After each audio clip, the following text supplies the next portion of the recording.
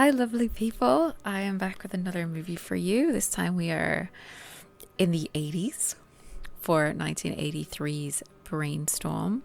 This one is about scientist Lillian, who has developed a system of recording memories and experiences so that they can be played back and experienced by other people.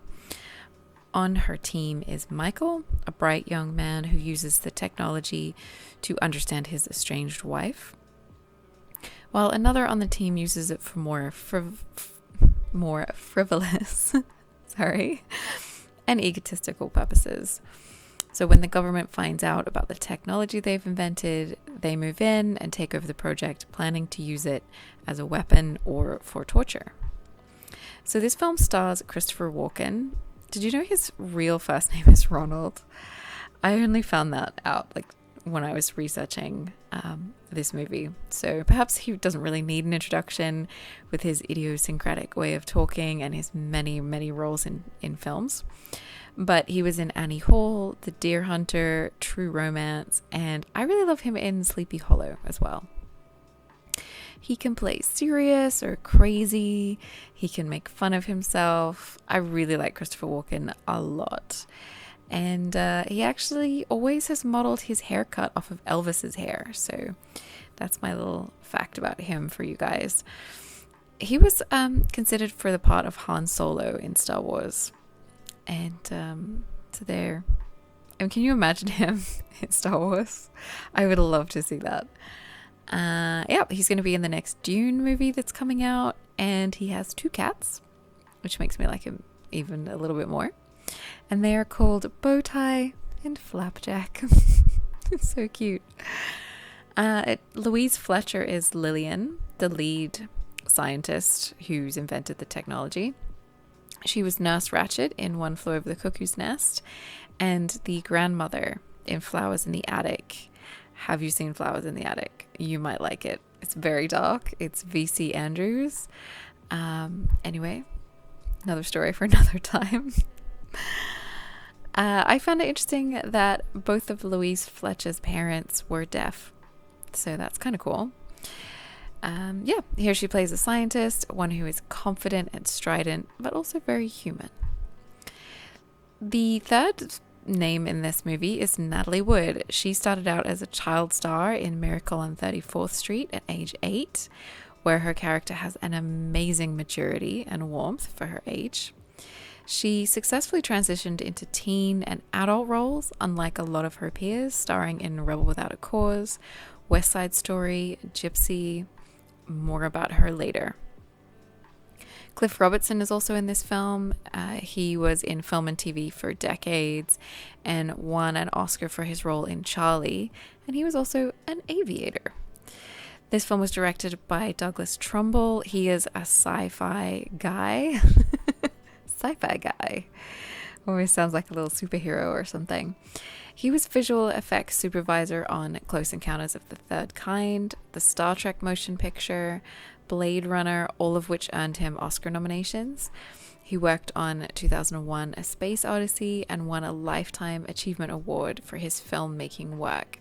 And he died earlier this year. So initially I was drawn to the 80s vibes of this film. I love films of this era that feature technology, films like Tron, for example, or Escape from New York, that kind of thing. Although these are both very different films. And is Escape from New York actually from the 80s? I may have made that up. The films like this, the computers are huge, the tape recorders are really clunky. Computers are huge. And the tape recorders are clunky. And they're tape recorders. But anyway. So this film has all of that because it's very much technology and science focused. There's a device in this film for experiencing other people's memories. And it's like this huge, crazy bike helmet with just wires glued all over it. It's pretty funny. And the memories themselves are on this kind of shiny tape, kind of like a cassette tape kind of idea, I suppose. The tape itself is just this tape from 3M, so it's kind of crazy. The buildings are very 80s. The lab is like chunky cement, modernist, and the house that Christopher Walken's character lives in is really 80s chic. It's very wood paneling, brick, indoor pool. It's kind of amazing, and I kind of love it. So that said, and as much as you can kind of make fun of these films, and it's fun to make fun of films from this era, why not? All like kind of lovingly, of course. This film is actually trying to grapple with some really interesting concepts. So the lead scientist in the team is Lillian, played by Louise Fletcher. And she feels like a real 80s woman to me. She's a workaholic, she's dedicated, she knows her stuff, she's a leader, she has vision. And her authority is never questioned. It's just, women are equals in the workplace, or in this case, more than equal, because she's the lead of her team and the inventor of the technology in question. So under her in the team are two men who are very different sides of the spectrum. So Christopher Walken's character, Michael, he can see her ideas of what the machine could be used for and sort of moves with that. He believes in science, and he uses the machine to bring people closer together. So at one point, he uses it to fix his broken marriage, where he can see his wife's perspective and she can see his, and it helps them find understanding, but also it really helps them see each other through each other's eyes. And it's actually really sweet, and it's a really lovely idea, actually. He has a counterpart who uses it to watch porn, taste food, like kind of silly stuff, and just kind of shows you the way somebody who's maybe emotionally mature and emotionally immature might use the same technology, different sides of a spectrum. And it's kind of interesting. Later in the film, Lillian suffers a heart attack, and she records her thoughts as she dies.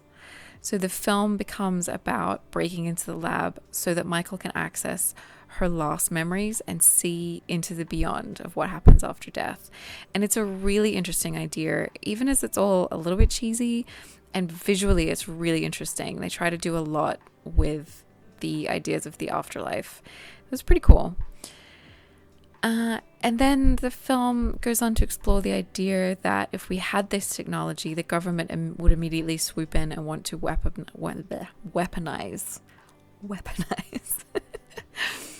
weaponize this, which is such a trope of the era. Don't let the government know. It's remember like in E.T., for example, where the government immediately swoops in and that kind of thing. So these are all interesting philosophical concepts and ideas that are being played with. Also, there are stories that Trumbull, the director, wanted to film in a new process he was developing called ShowScan, but the studios weren't that keen on putting money into the budget for that. So instead, what he did was played with aspect ratios. So he shows normal life in conventional 35mm 1.7:1 ratio, and the virtual reality is in larger than life Super Panavision 70 with ratio 2.2:1. So in more everyday terms, it looks a little bit like going from TV to cinematic and back. It's a really nice touch. But really, this film maybe isn't anything all that special. In my book, anything with Walken in it is worth a watch. Anything with wood in it is worth a watch. And it's quite fun for that alone. And just for the ideas it wants to explore and a bit of fun. But it's notable for being Natalie Wood's last film, and her sister actually came in as a stand-in to finish a couple of shots for her. So perhaps you've seen some documentaries recently about the death of Natalie Wood. She died after almost all of her scenes were filmed, and the studio tried to shut down the film in order to claim the insurance money that they would get for like non-completion. But since all her scenes were in the can, so to speak, and they could edit around the rest, the director fought to have the film completed and shown. Because of this, he never worked in Hollywood films again. So this may have been because he didn't want to after all the trouble he had to go to, because you really put a lot of your time, your energy, your personal life sort of gets moved to one side, and a film takes 3 or 4 years to make end to end. So it could be that he didn't want to work in the Hollywood system, but more likely he was labeled as difficult for making his film be put to completion, making his film be put through to completion. But to get back to Natalie Wood, so there's a rumor or story that Christopher Walken and Natalie Wood were having an affair that started on the set of this movie. Some people working on the film at the time came out as saying it was an open secret in Hollywood that they were seeing each other. Others have said that there was absolutely no chemistry between them at all, so it's pretty unlikely that they were romantically involved.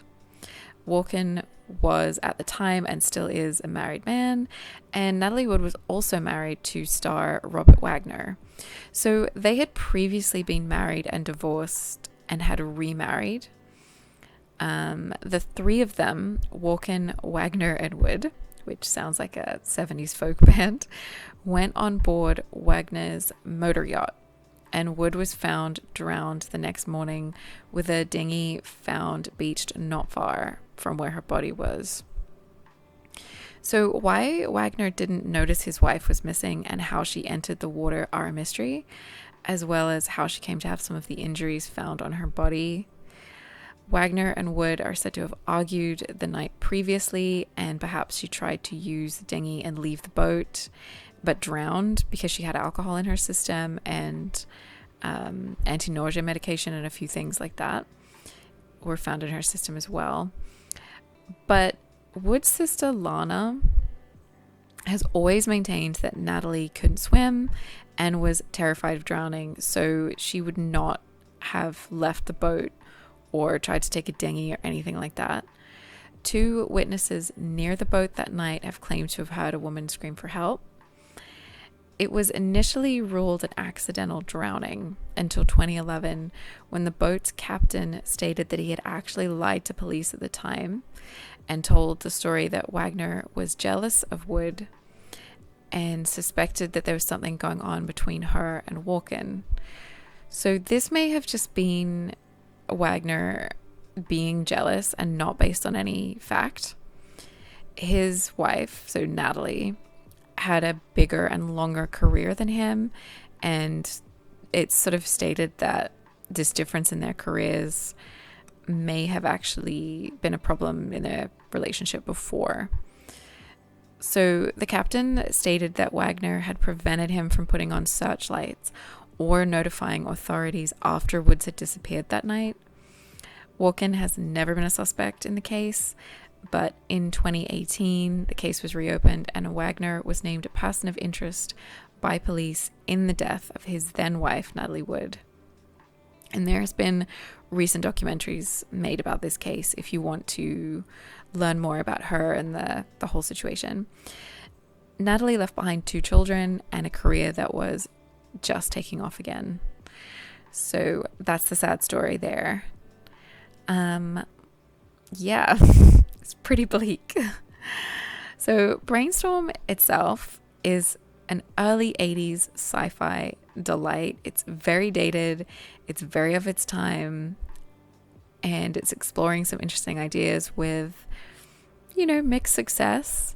So in a way, it's not really a game changer, but it's definitely worth a watch. I think it's great to see Walken in a lead role like this.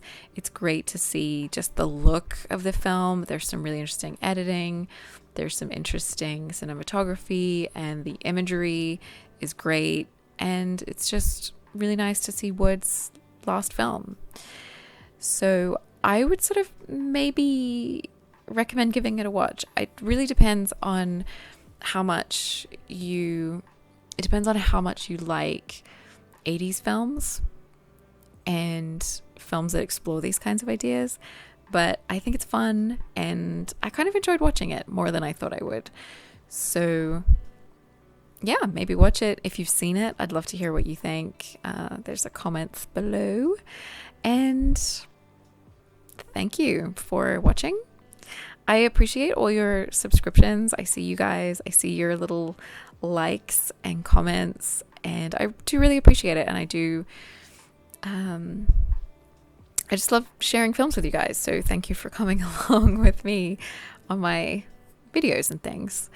I review books as well over on cravenwild.com. Instagram, I'm Hermione Flavia, if you're interested in that kind of thing. TikTok, I am cravenwild.